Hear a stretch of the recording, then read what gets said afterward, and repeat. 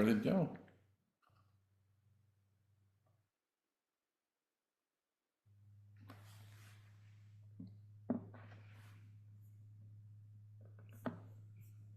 All right. Good morning, everyone. Thank you for joining us for this community rating system webinar. This basic introductory information. We've started at 9:30, but we're going to give about 2-3 minutes for any kind of stragglers, any kind of folks kind of waiting in. But just to give you an idea, as you can see, my home curtains here. So CRS might as well stand for currently raking snow. So for those of us who are, not outside of the region, we're going to have this at the city offices and kind of do an in-person thing with our CRS users group. But under the circumstances, this with 6 inches of snow in Biloxi here, so we're adapting. So we're doing this here from the comfort of my house, but we'll do. But now we're just gonna. It's just a basic webinar, but we're gonna get started here in about 2 minutes, and we'll have time for questions and answers at the conclusion of the presentation. So.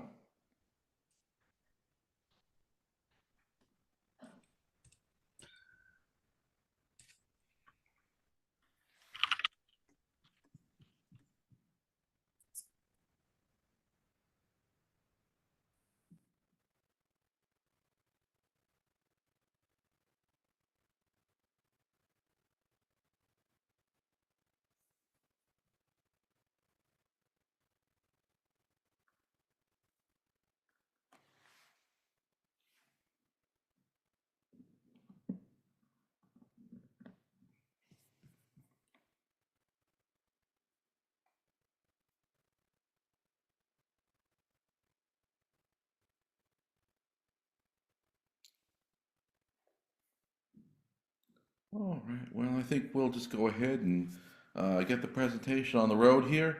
Just to give a little context, my name is Stephen Deal. I am an extension specialist in land use planning with Mississippi Alabama Sea Grant.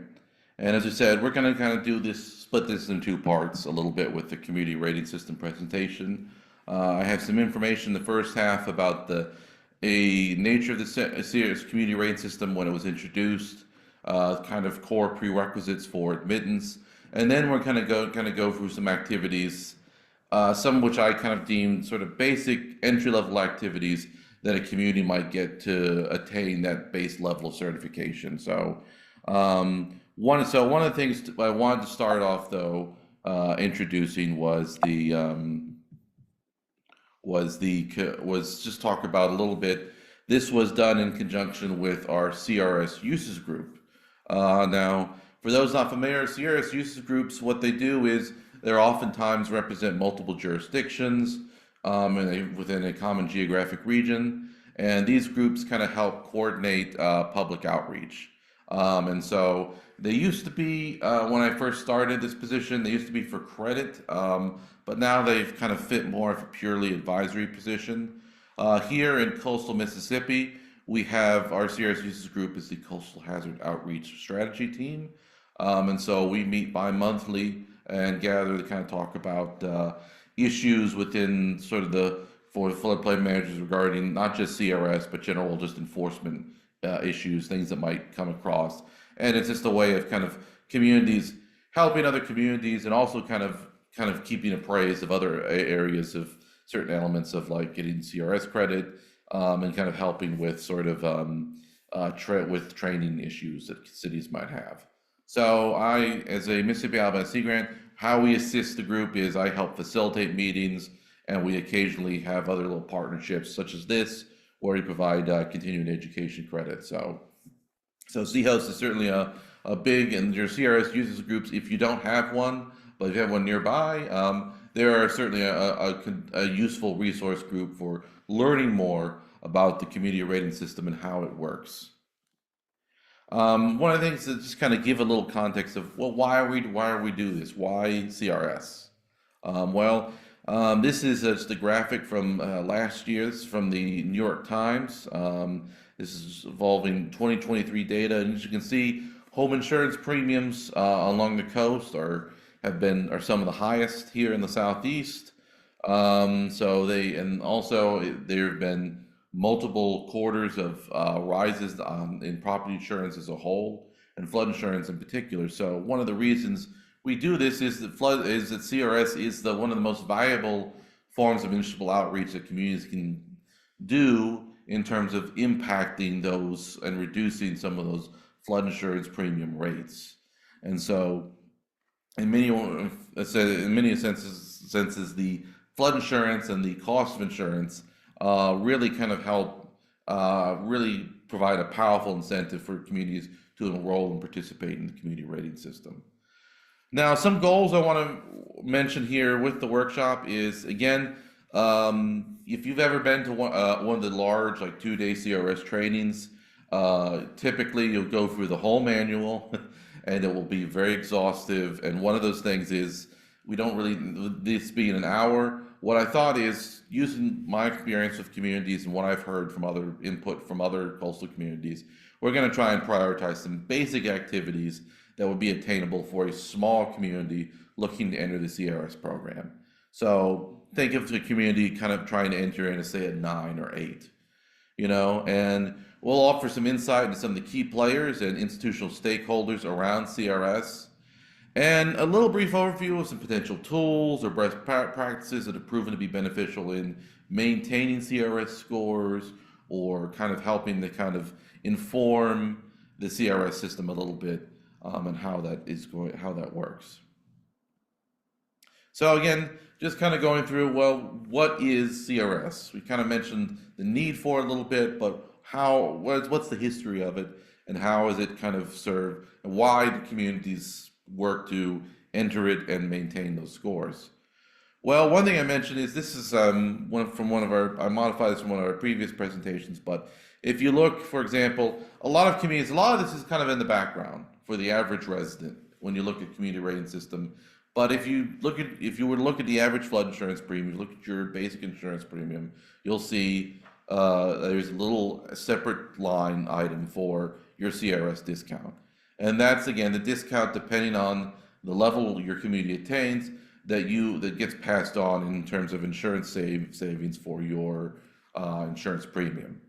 One thing don't have a slide for it. One thing I will mention is, since the inception of the new actuarial system, Risk Rating 2.0, which we had a presentation on last week, one of the things is that one of the minor changes is that usually this used to apply just to certain select special flood hazard areas, but now the CRS discount applies to all communities, participating communities within that jurisdiction. So, one thing to mention, a little brief CRS overview. The CRS program was first implemented in 1990. It has gone through numerous iterations in the course of that time. Currently, CRS is defined by 19 activities and 90 plus elements, which are identified in the CRS Coordinator's Manual, along with the credit points assigned to each activity. Now, one thing which I will mention is that sometimes, the activities certainly are broken down to certain very discrete elements.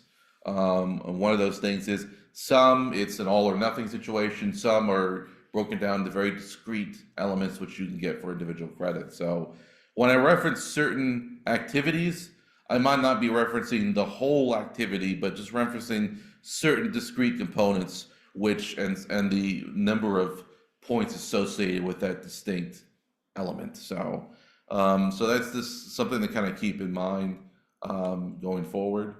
Now, one thing also to mention is, for the overview, is since in subsequent iterations of CRS, they've kind of been adding some more prerequisites to kind of get into and to work into the CRS situation. And this is just a list of those. I'll go into some detail about these a little more. One of the, again, communities, some of these following prerequisites are: participate in the regular phase of the National Flood Insurance Program for at least 1 year. Be in full compliance with some of the minimum criteria of National Flood Insurance Program. That your community is maintaining some proper construction certificates, elevation, V-zone, various things that communities for flood management purposes. regularly mapping and assessing repetitive loss areas. One thing again, we've had this might be a stumbling block for some communities, is maintaining all flood insurance for community-owned buildings. Um, and then that's another thing again, just to be mindful of. So again, one thing to mention is that if you're going to look into admitting, if communities looking into entering in CRS, there is kind of a sort of pre-planning phase as you're looking at some of these prerequisites and sort of thinking about, like, there's a certain internal analysis I think any community should do, kind of look at where they are, just see how they meet some of these basic prerequisites. And for the coastal communities that they agree to show the limit of moderate wave action on one of their firms, firms being the flood insurance rate maps, which show the variety of different flood zones, regulatory flood zones, and how they impact building enforcement. Now, just to give you a little idea of what a LIMWA is, or the limit of moderate wave action, you have your high hazard areas, you have your V zones with your wave height greater than 3 feet. And one thing is, for a lot of these communities, is that they'll have the coastal A zone, which is that area affected by heights of less than 3 feet, but greater than or equal to 1.5 feet. And so that area, that boundary where 1.5 feet waves could affect a municipality, that's the line, that's your limit of moderate wave action. And while I'll kind of go in a little more detail about the coastal A zone and the impact that might have for CRS, the important thing to know is that if you are looking to enter in the CRS, it is a prerequisite to show that, have that in your mapping, and be able to kind of be able to demonstrate that, and have that in practice. So one of the things, what to expect as a CRS community. So as I mentioned, one of the things as I've sort of alluded to, communities who enroll in the CRS program are kind of held to a higher standard than jurisdictions outside of the program. And they typically undergo a cycle verification visit every 5 years to determine their class. So committing CRS entails a number of changes, which involving enacting higher regulatory standards, such as freeboard or regulations on the use of fill. Staff support, you will need, probably a lot of communities will have a dedicated CRS coordinator, or they'll certainly need a significant amount of time for a building inspector will probably have to be devoted to CRS maintenance.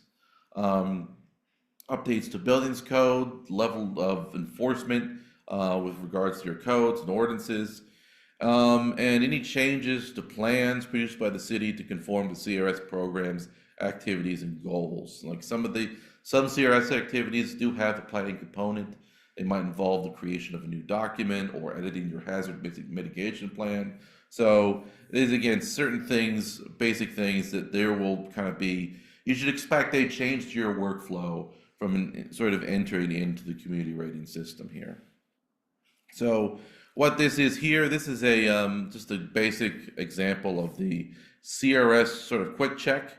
This is typically, again, the basic form you would fill out to kind of go through and just sort of see, again, that you're meeting some of those core prerequisites, and just kind of looking through that a little bit to kind of work through some of these things. So one thing I've alluded to, again, the CRS classes, is the classes are basically set up in the following way. So it's kind of like golf a little bit. The lower the class is, the better you are in the system.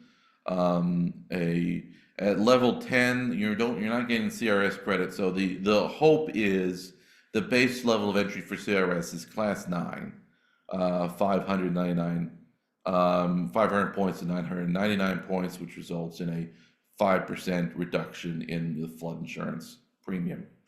As you advance in the CRS, of course, the premium reductions go up. But also one thing that's not necessarily demonstrated here in this slide is that as you advance through CRS, there are also other prerequisites that might be associated with attaining certain classes. So, for example, I believe class 6 requires a BSEG score of 5 out of 5, and I'll mention that a little going forward. But just wanted you to know that there are other prerequisites, but those are tied to admittance into certain classes. This just kind of goes through some of the different activities. We have a lot of your basic ones. Your 300 series will be more for outreach. Your 400 series, you have a lot of your open space, a lot of the sort of looking at your natural floodplain functions, flood data maintenance, a lot of your higher regulatory standards, again, on the 400 series. 500, your drainage system maintenance, flood protection. A few for 600, not as readily applicable. Since this is a focus more around coastal communities, we won't deal necessarily with 620 or 630. But 610 is something that communities can use for credit a little bit. But these are just kind of some of the various community credits here a little bit that activities communities can opt into for credit. So, and just breaking this down a little bit more, about the CRS credit distribution a little bit, looking through some of the research here. Basically, one of the things is typically 10% of the CRS credit breakdown, 10% of that is the 300 series. Almost half is from the 400 series, which is where your regulations are going to be, your freeboard, a lot of your mapping, some of the mapping requirements, some various things such as that. 500 series, that's some of your drainage maintenance system, that's a little over a third. And then the 600 series, 8% is about 800 points. And that's the levees, dams, and flood warning response.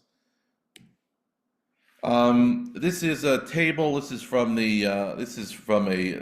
I got this from the Environmental Defense Fund study. And this is a little dated, but I think it's kind of a good example of just I thought it'd be useful to kind of give a sense of the general point distribution, where communities are most active. And this is kind of the typical, this shows essentially the maximum number of points for each activity. And then on the right, you see the percent of communities that receive credit in there. And so one of the things you'll notice is that activity 430, all communities that enter in CRS probably are going to have to form some form of higher regulatory standards. There are a lot of ways to break that down, a lot of ways to approach that, but activity 430 is basically the most used. Certainly 310 elevation certificates is an important prerequisite. Maintaining elevation certificates is, so a lot of communities will be very active in that particular category. Conversely, outreach shows up quite here, flood data maintenance, and I'll mention a little more about some of the outreach activities going forward in with the rest of the presentation. But as you can see, these are some of the basic ones that kind of stick out a little bit as you're going through a little bit. So, and another thing I'll mention here is this is a community verification report, and this is from a coastal community. And typically once you go through, let's say you get cycle visited, you'll typically get a sheet kind of like of this nature showing the number of credits that you will be awarded and how those kind of credits break down. And as you can see, you have various credits for different activities, and you kind of see it here kind of broken down. In this case, this community attained a class 5. And so you'll kind of get a situation of like showing where you're getting those credits, number of points associated with that activity. Again, kind of breaking it down a little further here. So as I said, this is one of those basic elements you'll be kind of working with. And a lot of CRS, a lot of that for the staff time for CRS is maintaining and having a good backup of that data, being able to recall that data, and just being able to kind of look through that and sort of see that kind of is working for you. So that's a basic element of, one of the elements again, is working with and typically for CRS, those broken down into different regions. Typically, you'll have some ISO officer. You might have some involvement from one of the state agencies. In this case, Mississippi Emergency Management Agency is our agency that's most involved with the community rating system. So typically, though, you'll get this cycle visit, and cycle visit you'll be kind of going through over the course of several months. Kind of going through these various activities and providing that documentation. And a lot of this is, again, being able to document things clearly and have those records on display. Now, as I kind of mentioned, can be very intimidating. It feels like CRS, it feels like that big boulder rushing towards you sometimes. And, I won't deny there's a lot of complexity to this program, but one of the things is we transition away from the talking about some of the core prerequisites. What I want to talk about here is how do we make that boulder a little smaller, a little less intimidating, and how do we kind of work through a little bit? And what are some of the activities? I've been doing this for about 10 years, working on some coastal communities, trying to help with some of these community rating system activities. So these are things that kind of are informed by my experience of the community rating system. Some of the activities which I sort of think that are certainly attainable for local communities. So one of those things here is just talking about, and I'm going to go into some more detail about some of these and how, and some local communities that have applied these in their community rating system activities. One thing to mention here is the Activity 320 is one. Activity 320 is, again, part of that sort of basic outreach. One of the basic elements is mapping. Having good mapping, having to be able to accurately keep a good inventory of these basic things. So these are some of the breakdowns. You can get about 90 points for Activity 320 for showing some of these basic things, having these on your maps, having these publicly available. Again, basic firm information, sturdy, additional firm, and it's like, again, a lot of this is things that you show for your flood insurance rate maps, any kind of flood depth data, elements involving the natural floodplain functions, anything that kind of shows about that, historical flood information. And so there's a lot of opportunities for points here, and this is one of those, again, where you might not be able to attain all of those, but some of these you might be eligible for. And it's it's a lot of good low-hanging fruit here for communities trying to gain admittance into the community rating system program. Now, one of those things the community has to do to receive credit for the following activities of 320 is, one is to publicize the service at least annually. What this essentially would mean is essentially, like, let's say if you have a newsletter, in this case, you might say one of those, like if you have typically you might have like a flood outreach issue maybe. You might say, as in one of those sentences, firm maps or map data is available in the following is available through these basic resources. So, and it's just a basic example of just kind of looking through that and being able to kind of publicize that on some ongoing basis, and make sure that the public is aware that these maps are publicly available and are there for edifying or informing the public about their flood risk. Update those firms annually. Keep any earlier flood insurance rate maps. Keep that kind of documented record of how things have changed, and also just keep a basic record of service. And then what this would be basically is a logbook. It's the most common way of documenting that this activity has been undertaken. One thing I wanted to mention, and I believe we have some recordings available for this. One thing that we have been most involved with Mississippi Alabama Sea Grant has been, we have done a number of these program for public information situations, these PPIs, which is Activity 330. Now, one thing I didn't want to go into too much detail here because we had some other activities to hit, but one thing that a lot of communities will do, City of Biloxi has been one, Orange Beach has done this at some point. So we've had a lot of Gulf Coast communities working for this is a lot of communities will do basic outreach, and 330 does cover a lot of just basic fundamental flood communication and outreach. But if you have staff time, if you want to go the step more, you can do this prior for public information. And what it is it's basically a committee.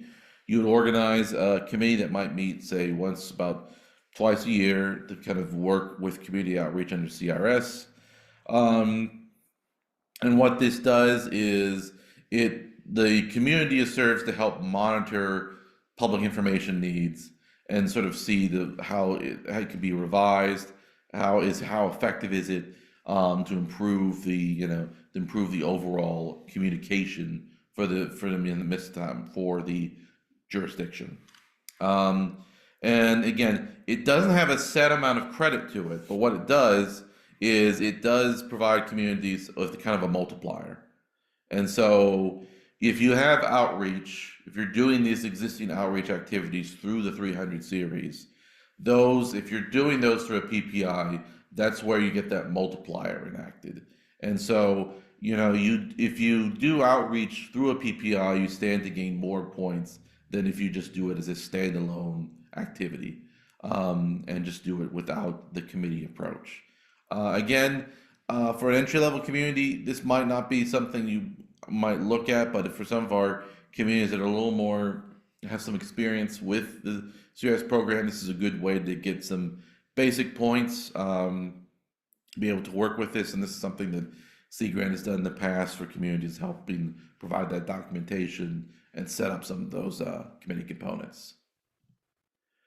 Another element too is just again looking through some of this outreach and a lot of this is with the 300 series. There's a lot of value in some of these in the outreach approach because a lot of it is a little more easier, it's a little more transparent, and there's a lot of this sort of repetition of key points. And you can kind of look at how other communities do this to kind of help build upon this. Now, one of these, again, mentioning is looking at activity 340, hazard disclosure. Some of these various things include, like, again, disclosing the flood hazards. Some of the activity elements include that. Other disclosure requirements, having a brochure for realtors or real estate brochure, and disclosure of any other flood hazard. So, and this maximum credit available for this activity is 80 points. So that's another, again, kind of basic element here to kind of mention. Another thing too, this is activity 350, and I wanted to mention this a little bit, is this is probably the most basic thing a community can do if you're looking to trying to get into CRS, is 10 points are offered if 9 FEMA publications are cataloged and made publicly available. And so I have the following listed. We are recording this webinar if you want to kind of reference back to these publications afterwards.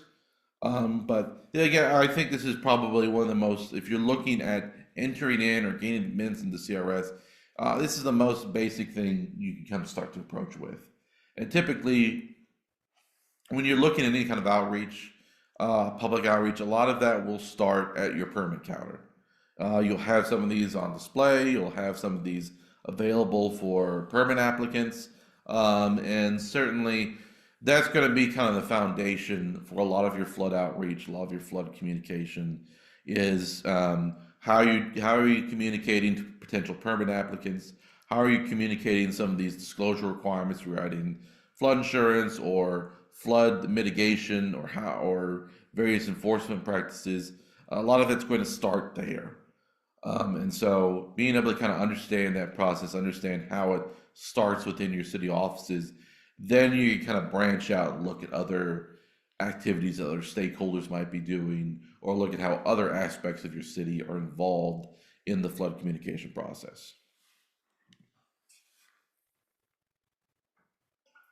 So another thing I want to mention too is a lot of your website communication will be through activity 350, and there are up to 77 points available for this activity, with a maximum of 105 points, again, if this is done through the program for public information, like I had mentioned previously.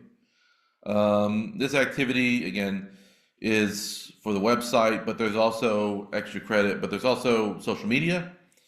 That's kind of classified as general outreach. So any kind of social media post you might do, reminding people about start of flood and hurricane season, or just communicating some of these basic points.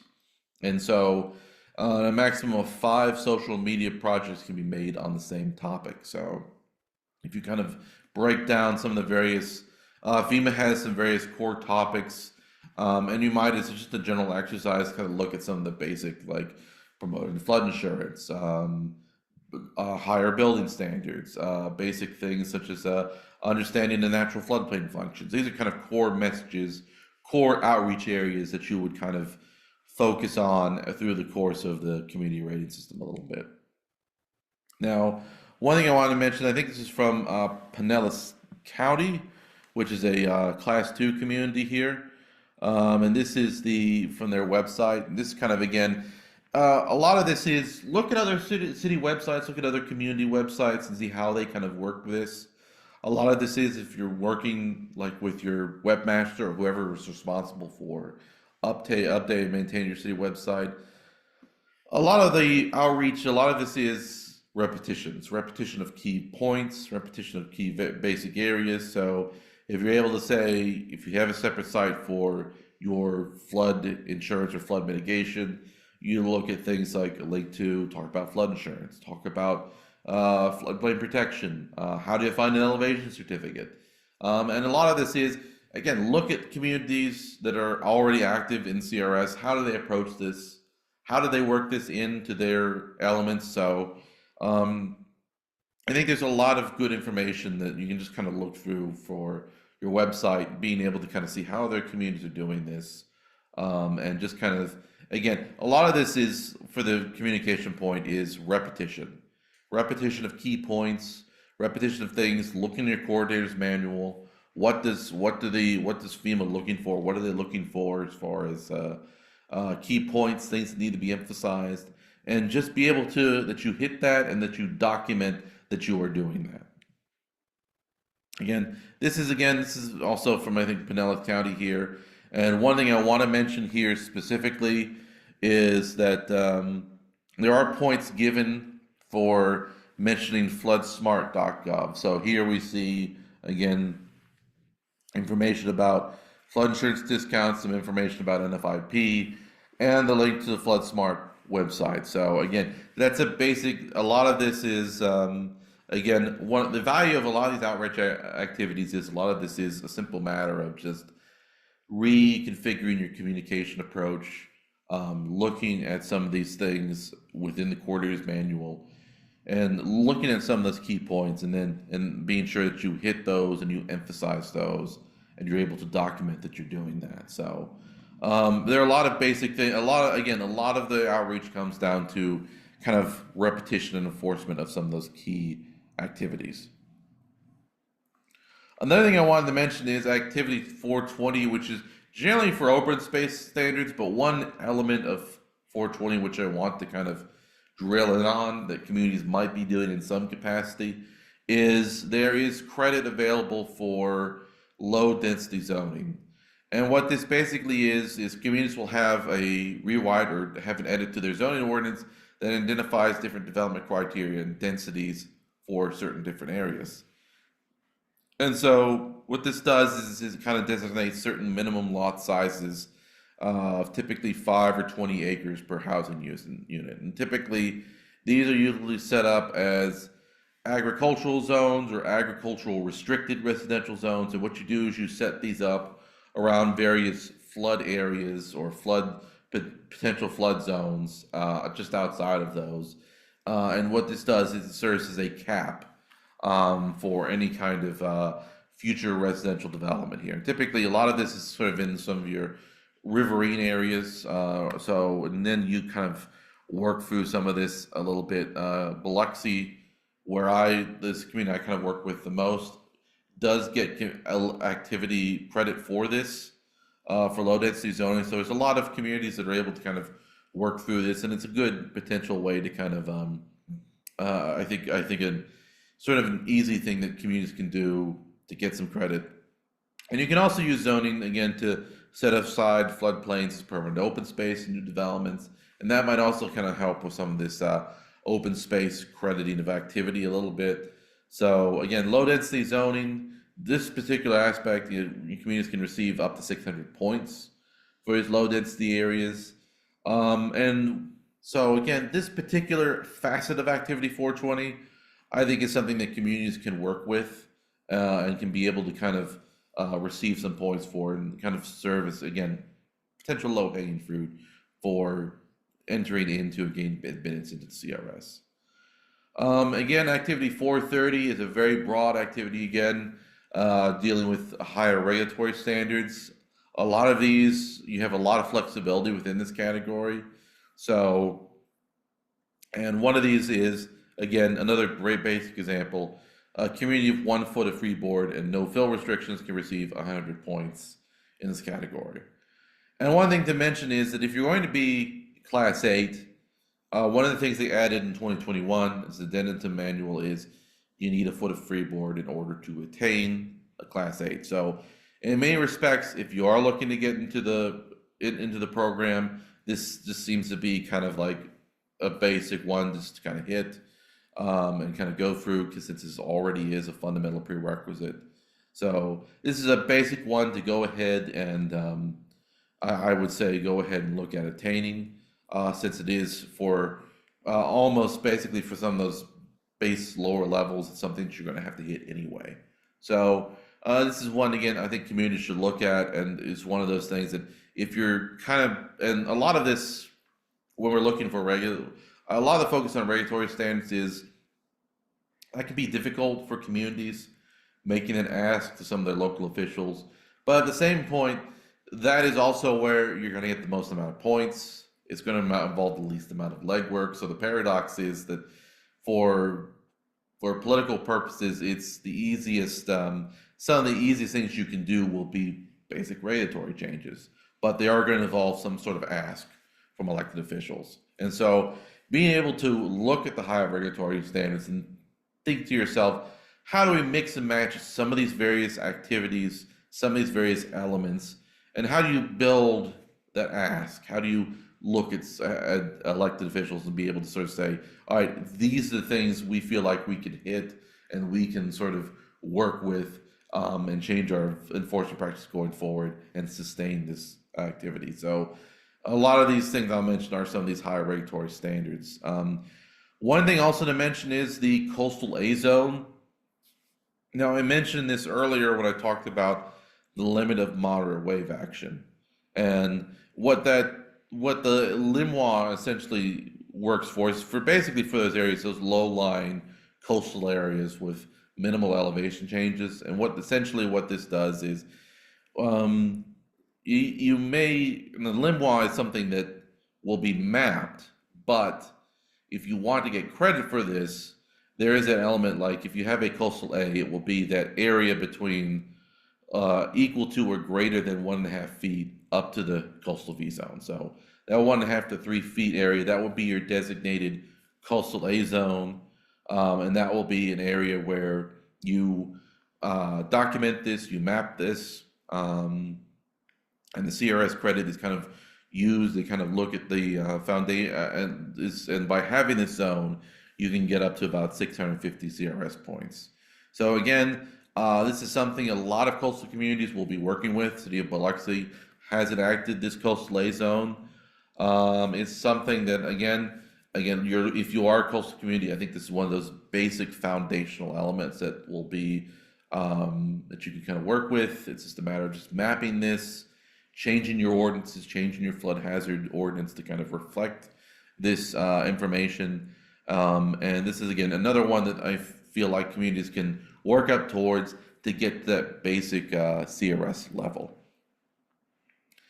Another thing also too is there is credit available for critical facilities, and making sure that critical facilities are the extent possible that you write this in the ordinances that they will be constructed outside the special flood hazard area, and if they are within that area, then they're properly elevated. So Critical facilities is another element that communities can work with to get some basic credit. And again, with a lot of these regulatory standards, a lot of these things that, again, it's sort of that mix and match element to it a little bit. Is that looking, a lot of this is would be a matter of just say looking at your flood hazard ordinance and making these necessary changes, adopting this language, adopting this text to kind of go through and look at sort of the critical facilities.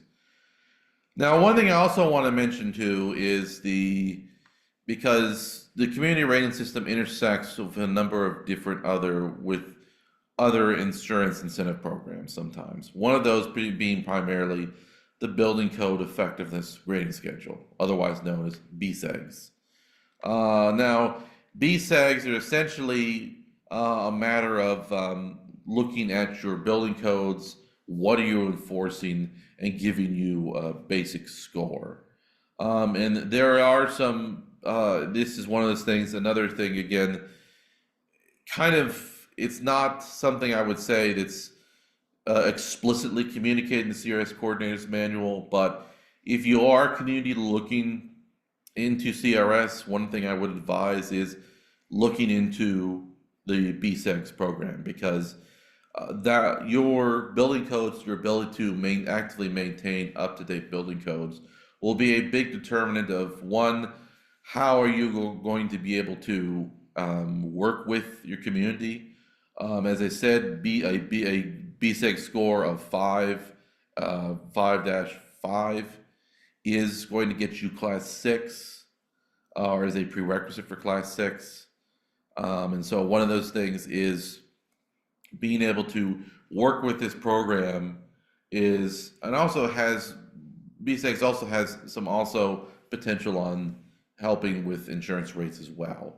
Even maybe not as explicitly as the community rating system, but it is an important component of of not just CRS, but of the general code enforcement process going forward. And that's a program that that if you're looking for CRS, should just read up on, get informed on, as it will kind of help inform that process. Now, as I mentioned, their volume points are awarded for the following BSEG scores. Now, what happens is basically with the Building Code Effectiveness grading schedule is one of those things. It's basically, it's no real cost to community except some time, and what they'll typically is about 2 to 4 month process to look through, and people will review your Building Code Effectiveness, your scores. And what happens is, they collect, ISO in this case, Insurance Services Office will calculate 2 scores. One of these is for 1 and 2 family residential construction, and the other is for commercial or industrial construction. And so you essentially get 2 scores. And so basically, again, it's sort of looking at it. So you can see you get these 2 scores. You're 5, then one of these is for residential, the other one is for commercial industrial. So, and so basically you get the points can vary from 10 all the way up to 50 depending on how effective you are in the building code effectiveness, the grading schedule here. So this is, I think, is an important basic foundational element of CRS. Even though it doesn't have a lot of points, I think it's an important program to be mindful of, as it does interact with and inform the components of the community rating system. Another thing too is also mentioning there is adoption, there are credits available for building codes and the enforcement of building codes. A lot of these are broken down to certain discrete elements. So as you can see, there are various elements for adopting certain components of the International Building Code. So 20 points for adopting the basic code, or a small number of points, 3 points for the mechanical code, or fuel gas code, just 2 points. And so again, looking at the activity 430, which a lot of this falls under with higher regulatory standard, there are a lot of various opportunities to break this down and kind of look at, well, what essentially, where are we able to kind of get some basic points and be able to kind of change our enforcement practices to the point that we can kind of build a case, so to speak, for the community rating system. Now, I got through a number of different activities, and one thing I wanted to mention is again, it's important to kind of think through and assess. There are different paths to getting towards that base, getting to say a class 9 or class 8, and they'll involve like there might be different pathways you might work out. Like again, say a community wants to join CRS, you could look at good website management. Do you have the ability to engage in additional outreach? Again, you'll probably need at least one of these higher building standards. Maybe that's you focus a little more on your outreach if you feel like you have that staff capacity. For some, you might focus on the higher building standards and look at some of the various components such as freeboard or coastal A zone. If you feel like you have a good code enforcement, if you feel like you have good personnel for that, you might focus on having up-to-date building codes or improving your elevation certificates and looking through being able to kind of go through those basic elements.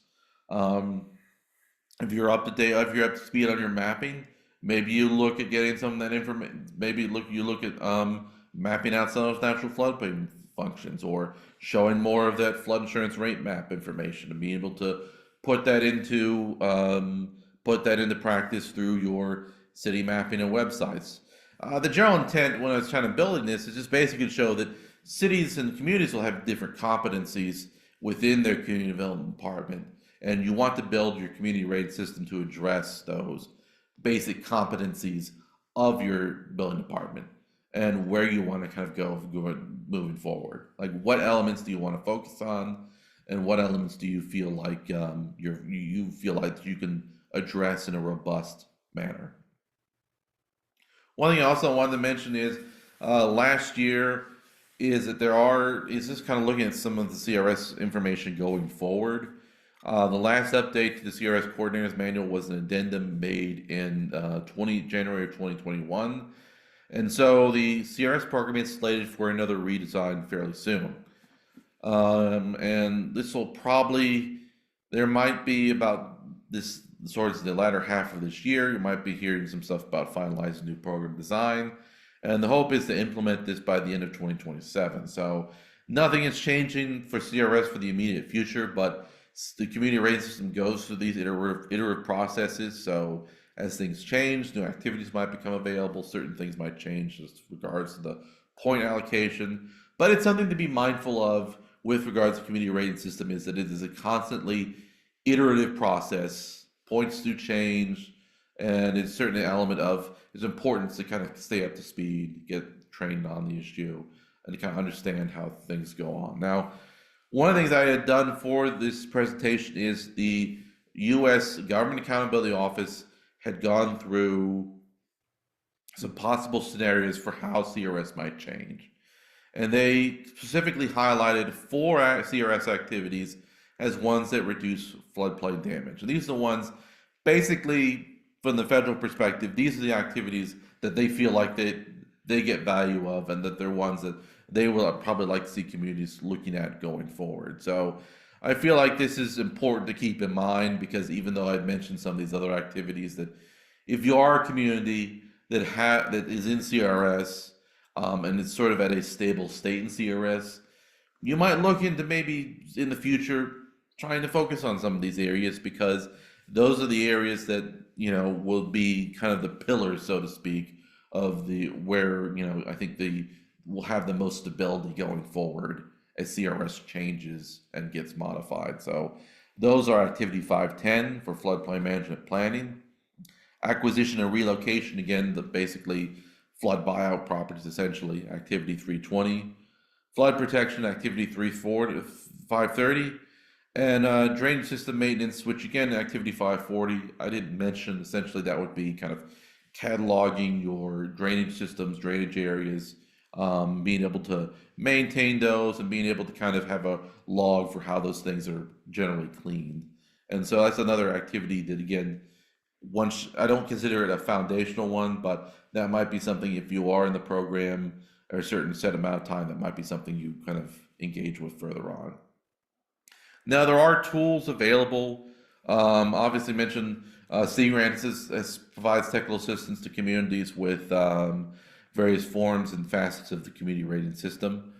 There are private private companies. One of which is there's a company called Forerunner, and they have built. Forerunner has this is a platform that communities can pay for that essentially helps streamline some of these sort of flood tracking or flood documentation components. So that might be a thing. Again, if you're looking to get into CRS and you're looking to kind of see and sort of gauge interest or just try and make this sell for with your local jurisdiction, that might be something you build into it. Like say we're going to use Forerunner, or we're going to use some other tools, some other existing approaches to kind of look at flood resilience and how we kind of build that going forward.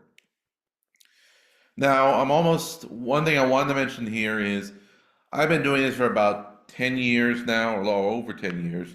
And I just want to mention some CRS experiences that I've been dealing with. A lot of communities these are some things that I've kind of looked at where I feel like can help inform the process a little bit. So one thing I mentioned, I think, is that if city opts to pursue CRS, ideally it should have a dedicated staff person who can manage these activities. It's a lot to kind of go through some of these CRS components. So I feel especially if you're a community looking to attain maybe say a class 7 or 6, it's really, I think, logical that you should have basically a full-time CRS coordinator who can handle these kind of things.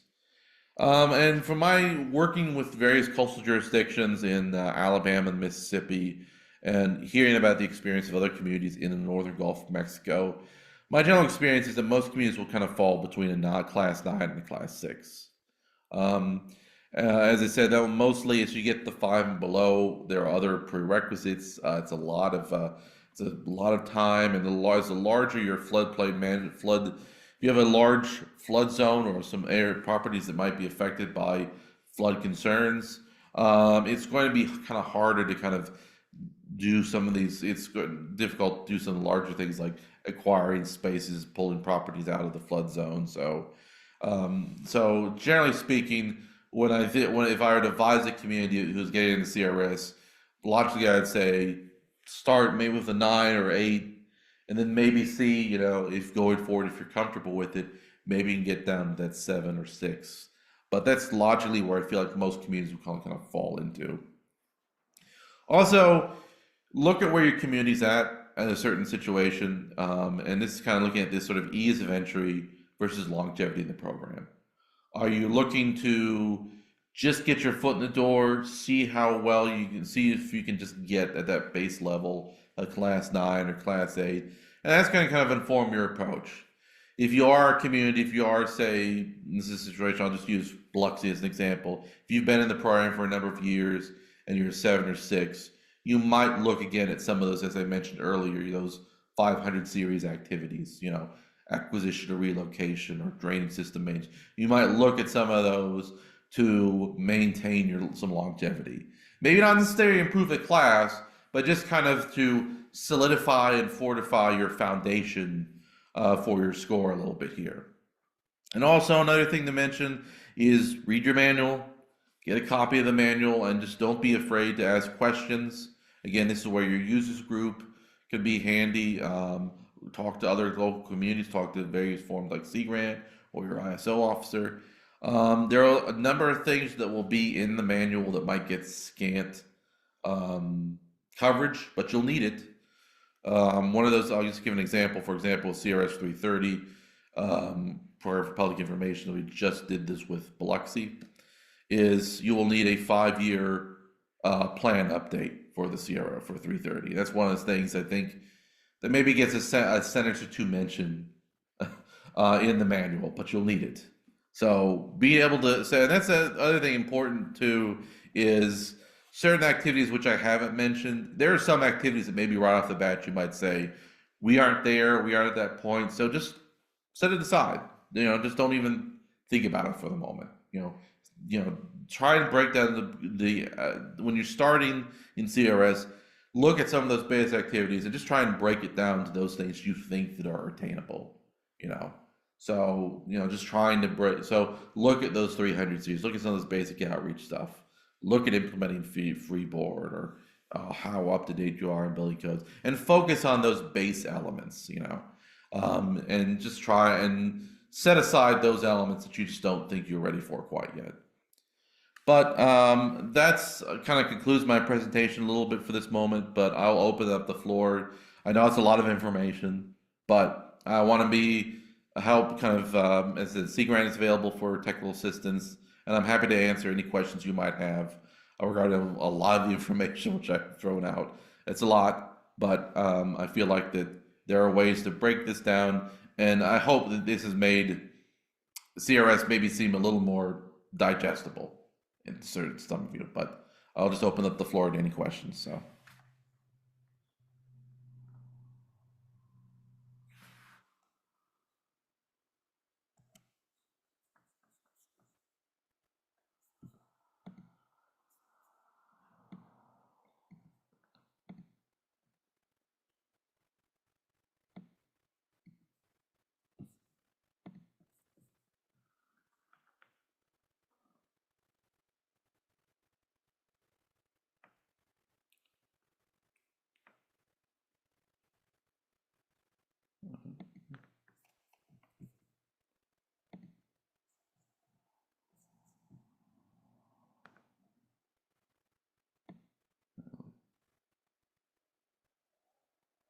all right, see one I think from Maurice, where I kind of look to find see if someone's doing a certain activity. Again, various things. I've just basic. A lot of these just kind of basic Google search things. Some communities, I'd also advise like looking at various YouTube presentations. Some communities will make. I think actually I saw one when I was doing the program for public information. Some will make their PPIs available on YouTube. Some of their meetings will be available for that. Some various forms of some of the verification letters are available online through a kind of basic Google search. So there are a number of jurisdictions that will make some of their information a little more forthcoming. And if you can access that information, it's very valuable in terms of just kind of understanding again some of those base activities, what communities again, just kind of understanding how communities approach this at a basic level.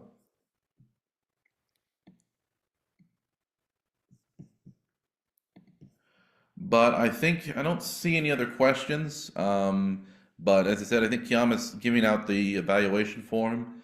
So feel free to fill out the evaluation form there. And I'll continue to kind of be online if anyone has any other further questions or concerns. My communication, my email is here and is available, so I'm happy to answer any questions that might come up in the process. Or if you are from a Mississippi, Alabama municipality, you need technical assistance, that's certainly something we can also talk about as well. But I'll go ahead and again, appreciate everyone kind of joining for us for the hour-long workshop and kind of as we've been kind of adapting with some of the weather here a little bit. But if you have any questions or approaches, but I appreciate your time and consideration, and I hope you all have a great day.